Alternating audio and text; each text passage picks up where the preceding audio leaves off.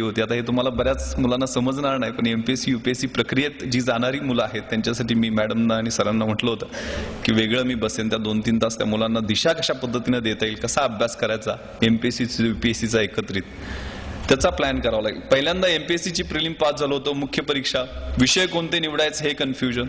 तर नवीन विषय एक सोशॉलॉजी नावाचा घेतला ज्याची मला एबीसीडी सुद्धा माहित नव्हती, पण 8 दिवसात अभ्यास करून सुद्धा मला 140 मार्क त्यात पडलेले होते 200 पैकी, जी खूप चांगला स्कोर मानला जातो.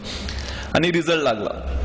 मुद्दामून ही गोष्ट मी सांगतोय, रिझल्ट लागला, मुख्य परीक्षेत मी पास झालेलो होतो. मग पास झालं म्हटल्यानंतर इंटरव्ह्यूचा कॉल आला. मग सगळे लोक पेपरला वाचलेलं असतंय, अफवा पसरलेले असतात की या परीक्षेसाठी पैसे द्यावे लागतात, डेप्टी कलेक्टर करायचं आहे, डीवायएसपी करायचं आहे, एवढी एवढी बॅग घेऊन गेल्याशिवाय काय होत नाही, एवढा मोठा वशील असल्याशिवाय काय होत नाही. मलाही असं सांगण्यात होतं. त्यावेळेला तर मी 95 साली ज्यावेळेला पास होलो, नुसता पासआउट झालेलो होतो, 21-22 वर्ष वय होतं. जेवढे काय सांगतील ते पटण्याचा मोह व्हायचा, पण मी ठरवलेलं होतं की आपल्याला भरपूर यावेळेला नाही झालं तर पुढच्या वेळेस. पण घरी येऊन काही लोकांनी सांगितलं, मधले काही दलाल भेटत असतात, तुमच्या मनामध्ये या गोष्टी क्लिअर असल्या पाहिजेत की असं असं त्याच्याशिवाय होत नाही, वशिला लावल्याशिवाय होत नाही, पैसे दिल्याशिवाय होत नाही. चुकीचे समज वारंवार बिंबवून सांगितलं ते आपल्याला पटतं. आणि त्यासाठी मला माहीत नसताना घरच्यांनी बरीचशी अरेंजमेंट करण्याचा प्रयत्न केला. मी ज्यावेळेला इंटरव्ह्यूला गेलो त्यावेळेला मला 2-3 वाक्यांमध्ये बाहेर घालवण्यात आलं की Vishwas, you are too young to join the service. म्हणजे 21 वर्ष वय होतं माझं, 1973चा जन्म. आणि त्यांनी लिटरली माझा 5 मिनिटात इंटरव्ह्यू संपवला. मला रिटर्न एक्झामिनेशनला 530 मार्क होते, जे खूप चांगले होते. इंटरव्ह्यूला फक्त 70 मार्क दिले. 611ला शेवटची ओपनची पोस्ट मिळालेली होती. मला कुठलीही पोस्ट मिळाली नाही. Deputy collector, DySP. Main pass झाल्यावर तर लोकांना गावाकडे अफवा पसरली, हे झाला साहेब झाला, डेप्टी कलेक्टर झाला, डीवायएसपी झाला, अशा अफवा पसरल्या. लोक माझ्याकडे भेटायला यायचे ग्रामीण भागात. अहो विश्वासराव, तुम्ही आता डीवायएसपी झाला, आमचं पोरगं तेवढं 12वी पास झाल्यावर का कॉन्स्टेबल भरती करायचं आहे. मी पण म्हणायचं हो, कारण त्यावेळेस मी करतो ना म्हणजे जाता सर्व्हिस जॉईन करणार. आणि ज्यावेळेला रिझल्ट लागला त्यावेळेला कुठलीच पोस्ट मिळाली नव्हती. चुकीच्या मार्गाने गेलेलो होतो, एकही पोस्ट मिळाली नव्हती. फ्रस्ट्रेशन आलेलं होतं. घरी आलो की ग्रामीण भागात कशी परिस्थिती आहे, ज्यावेळेला चांगलं असतं त्यावेळेला सगळेजण कौतुक करायला येतात, आणि ज्यावेळेला वाईट होतं, अरे कसं काय झालं रे, येऊन भेटायला, जसे मैताला जातात ना भेटायला, तू तर पास होणार होता, काय झालं. आणि हा पिरियड असा असतो की अपयशामध्ये खूप जवळची लोक सुद्धा सोडून जातात, अगदी हृदयाच्या जवळची सुद्धा सोडून जातात, समजलेलं दिसत नाही.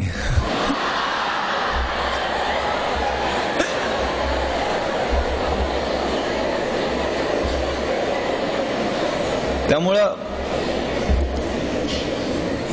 एक बॅड पॅच, 1996 वर्ष मी बॅड पॅच मानतो की असा वाईट अनुभव आल्यामुळं मी ठरवलं की मला स्वतःचं काय जमणार नाही आता. त्यावेळेला जिल्हा परिषदेची इलेक्शन पण लागलेली होती. वडील ऑलरेडी जिल्हा परिषद मेंबर होते.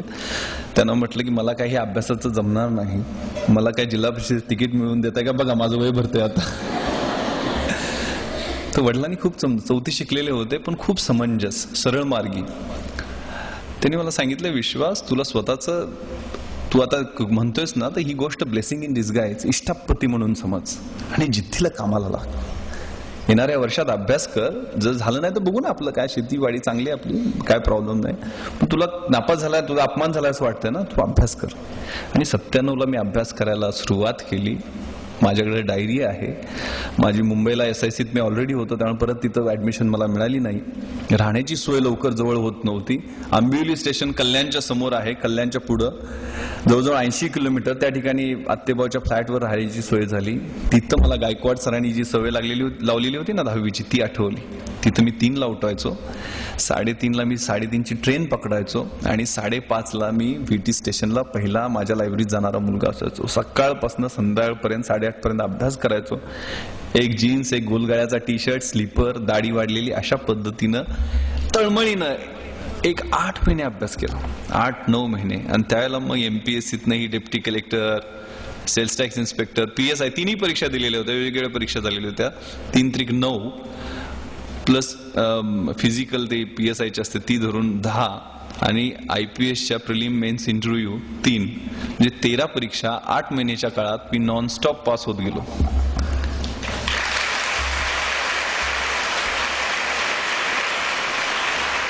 सांगण्याचा उद्देश मी खूप मोठ्या परीक्षा पास झालो आणि खूप कमी वयात झालो हा नाहीये. हे वर्ष तुमच्या आयुष्यात येऊ शकतं. त्यासाठी ती जिद्द, ती इच्छाशक्ती, ती किलिंग इन्स्टिंक्ट तुमच्यामध्ये ऑलरेडी असते. बरीचशी माणसं आपल्यातलं पोटेन्शियल न कळता मरून जातात.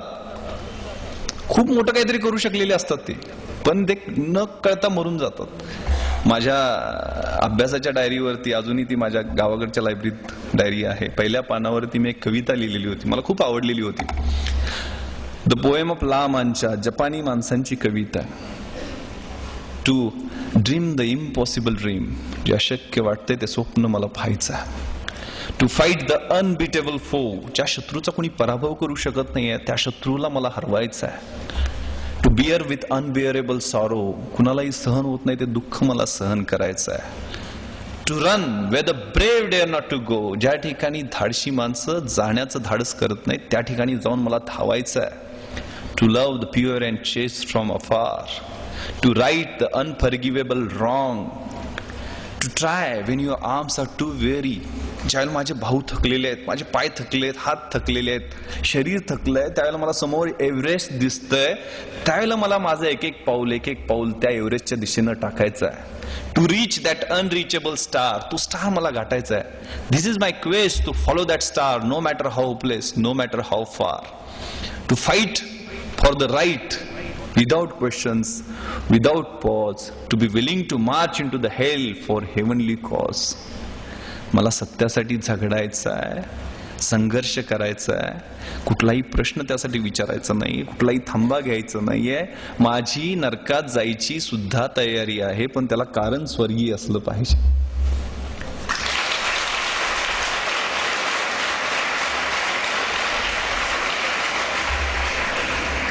ही इच्छाशक्ती त्या अभ्यास करताना समोर होती. मी ज्यावेळेला इंटरव्ह्यूला गेलेलो होतो ना, त्यावेळेला मी, आनंद, माझ्याबरोबर जो चुलत भाऊ होता ना, तोही माझ्याबरोबर IAS मध्ये सिलेक्ट झाला. माझ्यावर त्याची रँक आली. तो आता शिवगंगा म्हणून तमिळनाडूमध्ये आहे, त्या ठिकाणी कलेक्टर म्हणून काम करतोय. आम्ही ज्यावेळेला इंटरव्ह्यूला धोलपूर हाऊसमध्ये दिल्लीला गेलेलो होतो, त्यावेळेला आमच्याबरोबर एक विकास जैन नावाचा मुलगा होता. तो बीटेक फ्रॉम IIT पवई आणि MMS from IIM Ahmedabad. BTech MMS ही खूप मोठी डिग्री आहे. म्हणजे तिथं फायनल इयरला असतानाच अमेरिकेतनं दर महिन्याला ₹1,00,000 ₹2,00,000 पगाराचे कॉल येतात. तर एवढा हायली क्वालिफाईड होता. 2 वर्ष अमेरिकेत नोकरी करून आलेला होता. आमच्यावरच तो महाराष्ट्राला राहिला असल्यामुळं त्याची ओळख झालेली होती. तर इतका स्मार्ट मुलगा, 6 फूट उंच, गोरापान, देखना, 3 पीस सूट मध्ये असायचा. इंग्रजी एवढं शुद्ध आणि चांगलं बोलायचा की इकॉनॉमिक्सचे इतके कन्सेप्ट क्लिअर की त्याचं ऐकत बसावं असं वाटायचं, एवढं चांगलं बोलायचं. आनंदला म्हटलं की अरे आपलं काम नाही आहे हे, अशा मुलांसाठीच IAS IPS आहे, आपलं काय जमणार नाही इकडं, आपण जाऊन कॉन्स्टेबल भरती लईत लई PSI होऊ शकतो. आनंदाने आता परीक्षा देऊन पास होऊन आलोय तर ही इंटरव्ह्यू देऊन तेवढं जाऊ म्हणजे. ज्यावेळेला मग आम्ही इंटरव्ह्यूला एकाच महाराष्ट्रातले असल्यामुळे एका ग्रुपमध्ये होतो. विकासचा अगोदर नंबर आला आणि त्यात आम्हाला पॅनल, अचानक पॅनल डिक्लेअर होतात. MPSCचे पॅनल अगोदर कळतात आपल्याला कुठलं पॅनल आहे, पण UPSCचे पॅनल तुम्हाला 7 पॅनल्स एका वेळेला बसले, तर कुठल्या पॅनलला जायचं ते अचानक डिक्लेअर होतं. लेफ्टनंट जनरल सुरेंद्रनाथ, जे ABSM PBSM असेच गोरेपान उंच इंग्रजी अधिकाऱ्यासारखे असणारे अधिकारी, आणि त्यात आमचं मीडियम मराठी होतं. आणि त्यांनी असं लोकल लँग्वेज मध्ये बोलणाऱ्या मुलांच्या विरुद्ध चांगलं ॲटिट्यूड नाही असं मी अगोदरच ऐकलेलं होतं. तर आम्ही अजून घाबरलो की आपलं कसं होणार. आणि हा विकास आमच्या अगोदर कॉन्फिडन्सनं इंटरव्ह्यूला गेला, स्मार्टली आतमध्ये गेला. साधारण एक 15 मिनिटांनी तो बाहेर आला, त्यावेळी घामानं डबडबलेला होता. असा टाईची नॉट सोडत, अरे बोगस इंटरव्ह्यू, काय फालतूमध्ये माझी 2 वर्ष वाया गेली, हीच अमेरिकेत घालवली असती तर माझे 30-40 लाख रुपये बँक बॅलन्स झाला असता. म्हणे चला मी चाललो परत म्हणून. तर म्हटलं याची अशी परिस्थिती झाली तर आपलं काय होणार. कारण टाईची नाट सुद्धा बांधता येत नव्हती. मग ते स्काउटला असायचा तो पट्टीचा टाय, तो घालून घेण्याचा प्रयत्न केला, पण तो पण चांगला दिसणार नाहीये. इलॅस्टिकचा टाय असायचा ना शाळेत असताना, कधी नॉटच बांधता यायची नाही ना, ती गाठ असायची ती बांधता यायची नाही. मग काय काढूनच टाकला आम्ही. तसंच शर्ट पॅन्ट, इन शर्ट, एक ऑक्सफर्डचे शूज, त्याच्या पलीकडे काय नाही. घाबरत आतमध्ये गेलो. मे कम इन सर म्हणून आतमध्ये गेलो. तर ते इंटरव्ह्यूचं पॅनल असं असतं UPSCचं की